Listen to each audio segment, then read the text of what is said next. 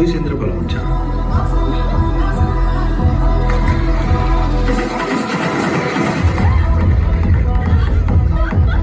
எனக்கு தெரிஞ்சிடுச்சுன்னு உனக்கு கஷ்டமா இருக்கா? ரொம்ப கேவலமா இருக்கு. நீங்க 2 பேரும் மறந்துட்டாலும் நான் ஞாபகப்படுத்துவேனே. silly people.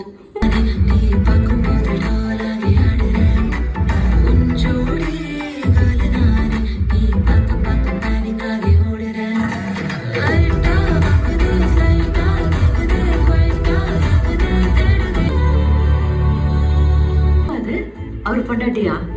ஐயோ பொண்டாட்டிலாம் இல்லைங்க. இல்ல ஆமா.